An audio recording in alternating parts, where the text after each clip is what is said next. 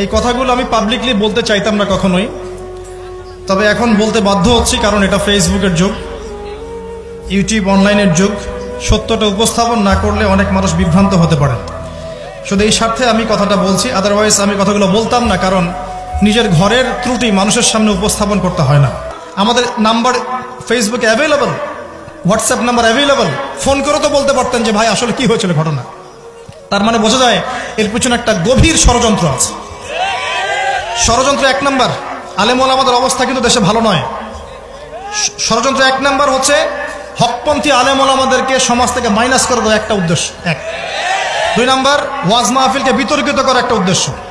তিন নাম্বার, যেসব বক্তাদের ওয়াজ মাহফিলে বেশি মানুষ আসছে, জনগণ শুনছে, আমল করছে, ইসলামের একটা ফ্লো সৃষ্টি হচ্ছে, এই মানুষদেরকে সমাজে বিতর্কিত করে দেওয়া।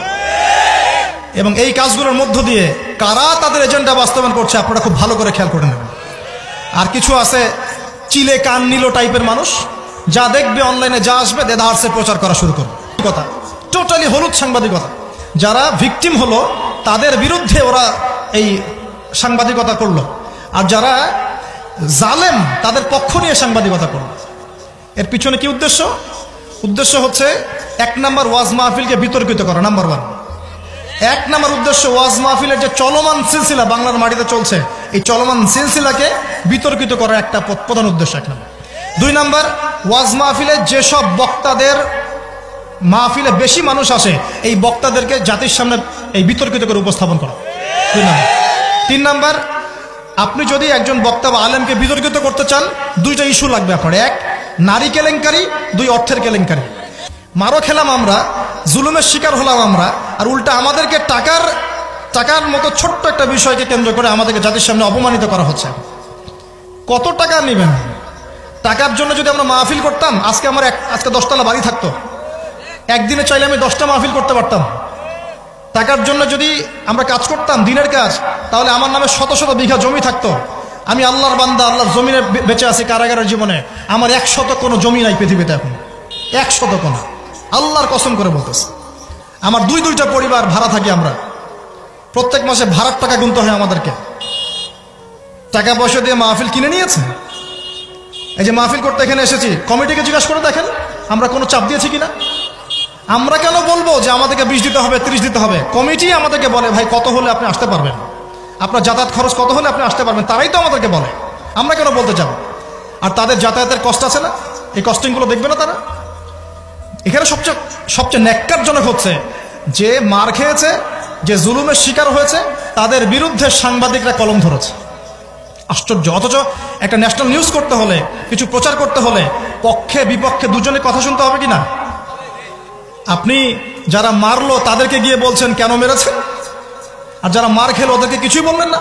ভিকটিম আমরা, মাজলুম আমরা, মার খেলাম আমরা, সাক্ষ্য নেওয়া হচ্ছে আসামির। আসামি সাক্ষী দিচ্ছে কি হয়েছে কি হয় নাই। তুমি যে মিডিয়া, তুমি যে ফেসবুকে ইউটিউবিং করছো, ফেসবুকিং করছো, কখনো কি আমাকে জিজ্ঞেস করেছিলা, আমাদেরকে জিজ্ঞেস করেছিলা ভাই কি হয়েছে আপনাদের সাথে? তুমি এক পক্ষের কথা শুনে গালিগালাজ করছো, চরিত্র নিয়ে কথা বলছো, টাকার কেলেঙ্কারি দিচ্ছ। তোমাদের জন্য দুইটা নসিহত করে শেষ করবো, জাস্ট দুইটা। এক, নবী সাল্লাল্লাহু আলাইহি ওয়াসাল্লাম বলেছেন, কাফা বিল মারই কাযিবান ওয়া হুয়া ইয়াকুলু কুল্লামা সামিআ। কোন ব্যক্তির মিথ্যাবাদী হওয়ার জন্য এতটুকুই যথেষ্ট যে সে যা শুনবে যাচাই বাছাই না করেই তা প্রচার করা শুরু করবে। এক। দুই নাম্বার, রাসূল সাল্লাল্লাহু আলাইহি ওয়াসাল্লামকে আল্লাহ পাক বলেছেন, ইয়া আইয়ুহাল্লাযীনা আমানু, হে মুমিনগণ, আপনারা খুব ভালো করে শোনেন, ইন জাআকুম ফাসিকুম বিনাবাইন ফাতাবায়ানু। কোন ফাসিক, পাপাচারী কোন ফাসিক যদি কোনো সংবাদ নিয়ে আসে, সেটা বিশ্বাস করার আগে অবশ্যই যাচাই বাছাই করে নেবেন। না হলে আন তুসিবু কওমান বিজাহালা ওয়া তুসবিহু আলা মা ফাআলতুম নাদিমিন। না হলে তোমরা অজ্ঞতাবশত এমন পদক্ষেপ নিয়ে ফেলবে যার ফলশ্রুতিতে তোমাদেরকে অনুতপ্ত হতে হবে। আর সবচেয়ে কষ্ট পেয়েছি আমি এখানে যে কিছু আলেম ওলামাও এর পক্ষে সাফাই গাওয়া শুরু করেছে। আমি এই জায়গায় কষ্ট পেয়েছি। শোনেন, আজকে মজা নিচ্ছেন, ট্রল করছেন, করেন, এটা আপনার দিকেও আসবে ইনশাআল্লাহ, দেখে নিন। কারণ এটা শুধু আমাকে উদ্দেশ্য করা নয়, এর উদ্দেশ্য হচ্ছে পুরো ওয়াজ মাহফিল এবং আলেম ওলামা এবং পুরো কমিউনিটিকে বিতর্কিত করা। আপনার উচিত ছিল নিজের ভাইয়ের পাশে এসে দাঁড়ানো, আপনি উল্টা মজা নিয়েছেন। এগুলো আল্লাহর আরশ পর্যন্ত পৌঁছে গেছে ইনশাআল্লাহ। আল্লাহ পাক অচিরেই এর ফলাফল নাজিল করবে ইনশাআল্লাহ। আমি তো কিছু করতে পারবো না, মামলা দিয়েছি, মামলার কি হবে আল্লাহ ভালো জানেন। উল্টা তাদের পক্ষেই মানুষ কাজ করছে। আমি শুধু এতটুকু বলছি, আল্লাহর কাছে হাত তুলে দোয়া করছে, আল্লাহুম্মা ইন্না নাজআলুকা ফি নুহুরিহিম ওয়া নাউযু বিকা মিন শুরুরিহিম, আল্লাহুম্মা আকফিনিহিম বিমা শি'তা, আল্লাহুম্মা মুনজিলাল কিতাব ওয়া সারি'আল হিসাব ইহজিমিল আহজাব, আল্লাহুম্মা ইহজিমহুম ওয়া জালজিলহুম। এই দোয়ার অর্থ যারা বুঝবেন জেনে নিয়েন যে আমি কি দোয়াটা করছি। আমি আল্লাহর কাছে দোয়া করছি আল্লাহ পাক সত্যের পক্ষে থাকেন, মিথ্যার বিপক্ষে থাকেন। এখানে ইসলামের বদনাম হয়েছে, আলেমের বদনাম হয়েছে, এবং আল্লাহর দ্বীনের দায়ীদের গায়ে আঘাত এসেছে, ইউটিউবারদেরকে আঘাত করা হয়েছে, এবং মিথ্যা প্রপাগান্ডা চালিয়ে চরিত্র হনন করা হয়েছে। আল্লাহর কাছে দোয়া করছে আল্লাহ পাক যেন একাই এই জালেমদের বিরুদ্ধে আমাদের পক্ষে যথেষ্ট হয়ে যান ইনশাআল্লাহ। আমরা দোয়া করছি আল্লাহ পাক যেন এদের এবং আমাদের মাঝখানে ফয়সালাকারী হিসেবে আল্লাহ পাকই যথেষ্ট থাকেন ইনশাআল্লাহ। আল্লাহুম্মা মুনজিলাল কিতাব, আল্লাহ পাক কিতাব নাজিলকারী, সারি'আল হিসাব, দ্রুত হিসাব গ্রহণকারী, ইহজিমিল আহজাব, এই জালেমদের এই দলটাকে আল্লাহ পাক ভেঙে দিবেন ইনশাআল্লাহ। আল্লাহুম্মা জালজিলহুম, আল্লাহুম্মা ইহজিমহুম ওয়া জালজিলহুম, আল্লাহ পাক এদেরকে বিধ্বস্ত করবেন, এদের পাগুলোকে ভূমিকম্পের মতো কাঁপিয়ে দিবেন ইনশাআল্লাহ তাআলা।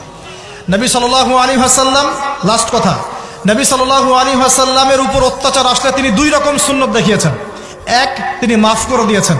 যদি ওরা ক্ষমা চাইতো আমি মাফ করে দিতাম, যদি ক্ষমা চাইতো আল্লাহর কসম মাফ করে দিতাম। ক্ষমা না আছে, উল্টা তারা মিথ্যা প্রপাগান্ডা চালিয়েছে, এর কোনো মাফ নাই ইনশাআল্লাহ। আল্লাহ রাসূল আরেকটা সুন্নাত, তিনি বদদোয়া করেছেন, হাত তুলে তুলে বদদোয়া করেছেন, আল্লাহ অমুককে দেখে নিও, তমুককে দেখে নিও, তমুককে দেখে নিও। আজকে আমি মাজলুম, আমরা মাজলুম, শুধু সেই বদদোয়া আল্লাহর কাছে করছে। অচিরেই দেখে নেবেন তাদের কি পরিণত হয় ইনশাআল্লাহ। আমরা কিচ্ছু করবো না, কিচ্ছু বলবো না, আল্লাহর পক্ষ থেকে কি ফয়সালা হয় খালি দেখে নিন ইনশাআল্লাহ। কারণ আল্লাহর দ্বীনের শত্রুতা করে, দ্বীনের দায়ীদের সাথে, আলেমদের সাথে শত্রুতা করে কোনো জালেম, কোনো ফেরাউন, নমরুদ এই দুনিয়াতে টিকতে পারে নাই, আগামীতেও পারবে না ইনশাআল্লাহ তাআলা। আর কিছু বলার মতো মন মানসিকতা আমার নাই। আপনাদের কাছে দোয়া করব, আপনাদের জন্য দোয়া করবো এবং অনুরোধ করব যে আল্লাহর ওয়াস্তে এই বিভ্রান্তির যুগে এক পেশে মনোভাব রাখবেন না, সত্য মিথ্যা যাচাই করবেন, তারপরে আপনি বিশ্বাস করবেন ইনশাআল্লাহ তাআলা। আর বিশ্বাস করবেন আল্লাহর পথে দায়ী আলেম, মুহাদ্দিস, মুফতিরা কোনোদিনও দিনের অকল্যাণে কোনো কাজ করে না ইনশাআল্লাহ। আল্লাহ রাব্বুল আলামিন আমাদের সবাইকে পবিত্র কোরআন এবং সহিহ হাদিসগুলো অনুযায়ী আমল করার তৌফিক দান করুন, নবীর সুন্নাহগুলো মেনে চলার তৌফিক দান করুন, এবং আমাদের মাঝে যত ইখতিলাফ আল্লাহ পাক দূর করে দিন, এবং দৃশ্যমান অদৃশ্যমান সমস্ত রকম ইসলামের শত্রু থেকে আল্লাহ পাক আমাদেরকে হেফাজত করুন, আমিন। নিজের ঘরের ত্রুটিগুলো মানুষের সামনে উপস্থাপন করতে হয় না। ওয়াজ মাহফিল করতে এসে এমন অনেক তিক্ত অভিজ্ঞতার সম্মুখীন হতে হয়েছে যেগুলো আপনারা কখনো কল্পনাও করতে পারবেন না। আমি ঘরের ত্রুটি মানুষের সামনে বলতে চাইতাম না কখনোই, কিন্তু এখন কিছু কিছু ঘটনাকে কেন্দ্র করে এগুলো বলতে বাধ্য হচ্ছে। না বললে মানুষের সামনে প্রকৃত সত্যটা উপস্থাপিত হবে না। আর কতদিন চুপ করে থাকবে? ওয়াজ মাহফিলে গিয়ে এমনও হয়েছে যে আমাদের এবং আমাদের টিমের পুরো সিকিউরিটি এবং যাতায়াতের কথা বলে আমাদেরকে খালি হাতে বিদায় করেছে, এমন বহু মাহফিল হয়েছে। এমন অনেক মাহফিল হয়েছে, মাহফিল শেষ করে গাড়িতে এসে বসেছি, বসার সাথে সাথে মাহফিল কমিটির কোনো খবর নাই, শেষ, ফোন নাম্বার বন্ধ। এমন অনেক মাহফিল হয়েছে রাত 2টা 2:30টার দিকে তাদের মনের মতো বক্তব্য না দিতে পারায় বা সেই অপরাধে রাত 2টা 2:30টার দিকে মাঝ রাস্তায় নামিয়ে দিয়ে চলে গেছে আমাদেরকে। এমনও হয়েছে যে আমি যে মাহফিলের পোস্টারে আমার নাম আছে আমি নিজেই জানি না, অথচ আমার নামে 1.5-2 মাস থেকে টাকা কালেকশনও করা হয়েছে। এমনও হয়েছে যে একজন মাহফিল নিয়েছে আমার নামে, নিয়ে মাহফিল কমিটির কাছে কিছু টাকা অগ্রিম নিয়েছে, প্রচার করেছে আমি টাকা নিয়েছি। কত কিছু হয়েছে এই জীবনে ফেস করতে আপনি কল্পনা করতে পারবেন। প্রসঙ্গে আসি যান, যে বিষয়ে প্রশ্ন করেছেন, প্রথম কথা বলি যে আমরা এখন মাহফিল নেই সরাসরি অফিসিয়ালি। এই যে আজকের মাহফিল যারা নিয়েছেন তারা কিন্তু অফিসে আমাদের সাথে যোগাযোগ করেছেন, গিয়ে সশরীরে দেখা করেছেন, দেখা করে আমাদের একটা ফর্মস দিয়েছিলাম, ফিল আপ করেছেন, ক্রাইটেরিয়া ছিল কিছু, তারা এগ্রি করেছেন, মাহফিল নিয়েছে, আমরা সরাসরি সাক্ষাতে মাহফিল নিয়েছে। তারপরে আমাদের অফিসিয়াল 3টা নাম্বার আপনারা আমাদের পেজে দেখবেন, আমাদের পেজে গিয়ে দেখবেন 3টা নাম্বার দেওয়া আছে, নাম মেনশন করে দিচ্ছি। এক ভাইয়ের নাম জহিরুল ইসলাম নাম দেওয়া আছে, এক ভাইয়ের নাম দেওয়া আছে জাকারিয়া, এক ভাইয়ের নাম দেওয়া আছে মুজাহিদুল ইসলাম। এই 3টা নাম্বার এবং নাম ছাড়া কোনো নাম্বার থেকে আমরা মাহফিল নেই না। ফর্মসগুলো ফিল আপ করা হয়, সাবমিট করে, আমরা অফিসিয়ালি যাচাই বাছাই করে দেখি কোন মাহফিলগুলো আমরা নিব, কোনগুলো নিব না। তারপরে আমরা কন্ট্যাক্ট করি তাদের সাথে যে ভাই আপনার মাহফিল আমরা নিয়েছি, আপনার মাহফিলের প্রসেস, বাকি প্রসেসগুলো আপনি ফিল আপ করেন, সিকিউরিটি দেন, পুলিশ প্রশাসনের নিরাপত্তা দেন, থানা থেকে কাগজ নিয়ে আসেন, আমাদের যাতায়াতের বিষয়গুলো দেখেন, এরপর এগুলো আমরা ফিক্স করি। এত সহজে মাহফিল নেই না। আর এই ঘটনা যেটা, যে আমাদের নামে মাহফিল নেওয়া হয়েছে আমরা সেটা জানিই না। সেদিন মাহফিল আমার রাতের বেলা, যে তারিখের কথা বলেছেন এই তারিখে রাতে আমার মাহফিল বগুড়ায়, 17 তারিখে কথা বলছি। আমি জানি আমার ডায়েরিতে এখনো লেখা আছে রাতে মাহফিল বগুড়ায়। তারপরে শুনলাম কিছু দিনী ভাইয়ের মাধ্যমে যে ভাই গোবিন্দগঞ্জ এলাকায় আপনার নামে একটা মাহফিল অ্যারেঞ্জ করা হয়েছে এবং আপনার নামে প্রচুর টাকা পয়সাও তোলা হয়েছে। আমি বললাম কে মাহফিল নিয়েছে, কার মাধ্যমে? কারণ আমাদের এক পরিচিত ভাইকে দেখিয়ে দেওয়া হলো যে এই ভাইয়ের মাধ্যমে মাহফিল নেওয়া হয়েছে, অথচ সেই ভাইয়ের সাথে আমাদের এই মাহফিল নিয়ে যার্রা পরিমাণ কোনো কথা হয়নি, যে আল্লাহ সাক্ষী আছেন, কোনো কথা হয়নি। এখন সে আরেক ভাইয়ের মাধ্যমে, থার্ড পার্টি, মাঝখানে একটা থার্ড পার্টির মাধ্যমে ওই কমিটির সাথে কমিউনিকেট করে মাহফিল ফিক্স করেছে। আমরা জানি না। মাহফিলের 2 দিন আগে তারা এসে হাতে পায়ে কান্নাকাটি শুরু করেছে যে ভাই মাহফিল অ্যারেঞ্জ হয়ে গেছে, আল্লাহর ওয়াস্তে 30টা মিনিট হইলেও সময় দিয়ে না, মাহফিল অ্যারেঞ্জ করে ফেলেছি, টাকা পয়সা তোলা হয়ে গেছে, আপনি যদি না আসেন 10টা মিনিট 30টা মিনিট বলছে, 10টা মিনিটের জন্য আসেন, 30টা মিনিটের জন্য আসেন, এসে খালি চেহারাটা দেখায় চলে যায়, না হলে জনগণ আমাদেরকে পিটাই শেষ করে ফেলা। হাতে পায়ে কান্নাকাটি করে পরে বললাম ঠিক আছে ভাই, বগুড়ায় মাহফিল আছে আমাদের, আমরা যাওয়ার পথে আপনার ওখানে একটু সময় দিয়ে চলে যাবো, ইনশাল্লাহ সময় না যান। যদিও এই প্রসেস আমরা মাহফিল কখনো নেই না, তারপরেও নিয়েছি।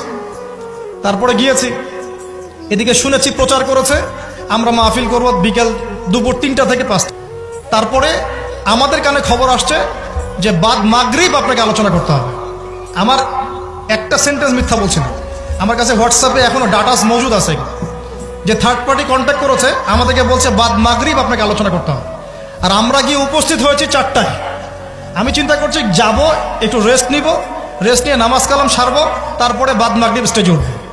গিয়ে শুনি 3টা থেকে মাহফিল আমার নামে অ্যানাউন্স করা হয়ে গেছে, জনগণ বসে আছে। জনগণ তো নিষ্পাপ, জনগণের তো কোনো দোষী নাই এখানে, ও তো জানেই না সত্য কোনটা মিথ্যা কোনটা।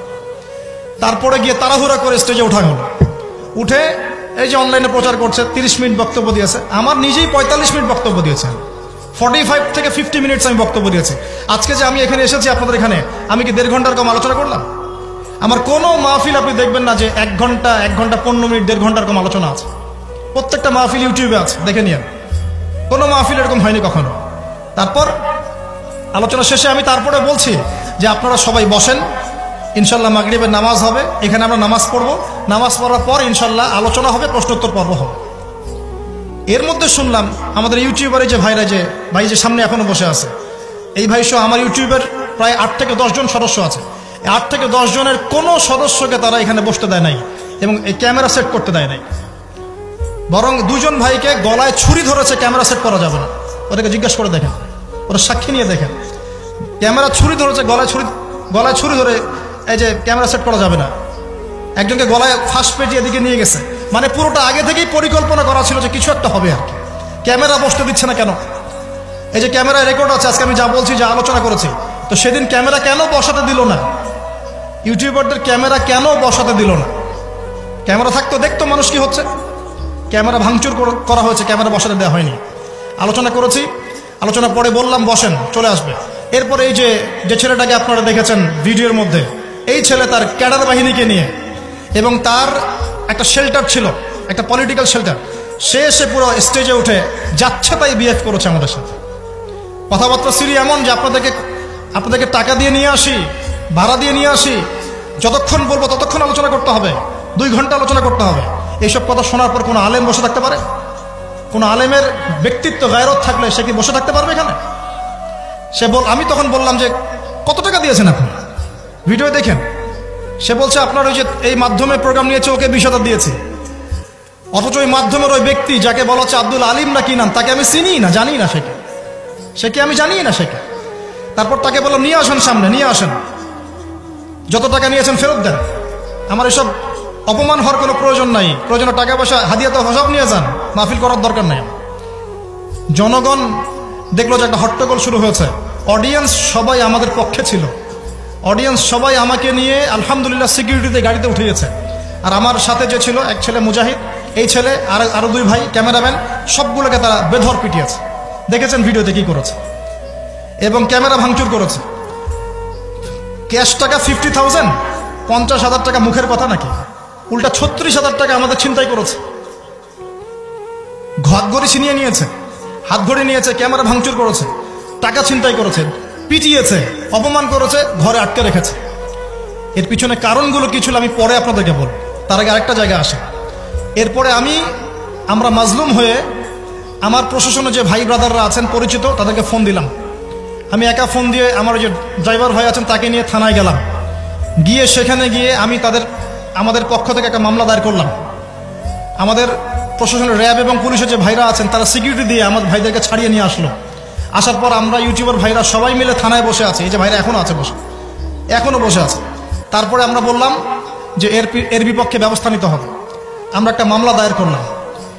আশ্চর্যের বিষয় হচ্ছে, মামলা দায়ের করার ঠিক পরেই তার পরের দিন দুইটা ভিডিও চলে আসলো, একটা জাগো নিউজ, একটা ওই যে 24। সেখানে আপনারা দেখতে পারবেন